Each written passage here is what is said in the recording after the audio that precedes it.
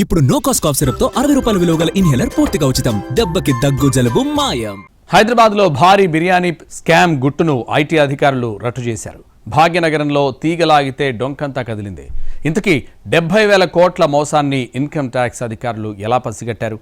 మోసాన్ని artificial intelligence ఎలా బట్టబయలు చేసింది?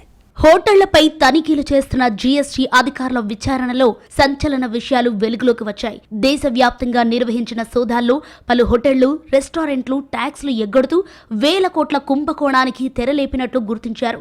బిల్లింగ్ సాఫ్ట్వేర్ను ట్యాంపరింగ్ చేస్తూ భారీ అక్రమాలకు పాల్పడుతున్నట్లు అధికారులు గుర్తించారు. హోటళ్లు, రెస్టారెంట్లు, బిర్యానీ సెంటర్లలో జరుగుతున్న వ్యాపారం, వస్తున్న బిల్స్, చూపుతున్న లెక్కల్లో భారీ వ్యత్యాసం ఉన్నట్లు జీఎస్టీ అధికారులు కనుగొన్నారు. ప్రభుత్వానికి చెల్లించాల్సిన పన్నులను ఎగ్గొట్టడానికి సాఫ్ట్వేర్ను ట్యాంపరింగ్ చేస్తున్నట్లు నిర్ధారించారు.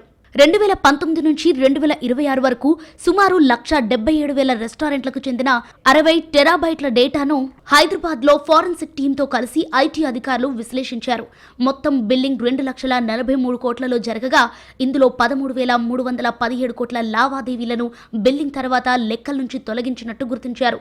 తెలంగాణ, ఆంధ్రప్రదేశ్లో 5 ఏళ్లలో 3,734 పాన్ నెంబర్లకు సంబంధించిన 5,141 కోట్ల టర్నోవర్ తక్కువగా చూపినట్టు ఐటీ అధికారుల పరిశోధనలో తేలింది. ఫుడ్ కోసం రెస్టారెంట్కి వస్తున్న కస్టమర్లకు ఆర్డర్ తీసుకుని బిల్ ఇస్తుంటారు.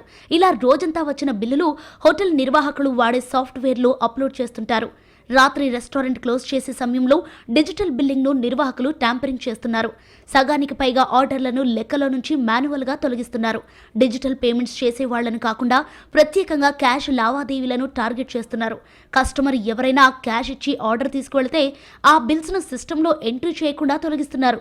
ఇలా రోజుకు కొన్ని వందల బిల్లులు డిలీట్ చేస్తూ లెక్కల్లో లేకుండా మాయం చేస్తున్నట్టు కనుగొన్నారు. ముఖ్యంగా వీకెండ్లో హోటళ్లు, రెస్టారెంట్లలో బిజినెస్ ఎక్కువగా జరుగుతుంటుంది. శని, ఆదివారాల్లో ఎక్కువ శాతం బిల్స్ను మాయం చేస్తున్నట్లు గుర్తించారు అధికారులు. కొన్ని హోటళ్లలో బిల్లింగ్ ఎంట్రీలకు, ఫైనల్ రిపోర్టుకు భారీ వ్యత్యాసం ఉన్నట్లు నిర్ధారించారు. ఇంటర్నల్గా ఒక లెక్కుంటే అధికారులకు చూపించే లెక్కలు మాత్రం మరోలా ఉంటున్నాయి. 2 తెలుగు రాష్ట్రాల్లో వెలుగు చూపిన స్కామ్ ఆధారంగా దేశవ్యాప్తంగా 70,000 కోట్ల రూపాయలు లెక్కల్లో లేకుండా మాయం చేసినట్లు గుర్తించారు. త్వరలో దేశవ్యాప్తంగా మరిన్ని తనిఖీలు జరిగే అవకాశం ఉన్నట్లు ఐటీ వర్గాల ద్వారా తెలుస్తోంది. బిల్లుల ట్యాంపరింగ్కు పాల్పడుతూ ప్రభుత్వ ఆదాయానికి గండి కొడుతున్న హోటళ్లు, రెస్టారెంట్లపై కఠిన చర్యలు తీసుకుంటామని అధికారులు హెచ్చరిస్తున్నారు.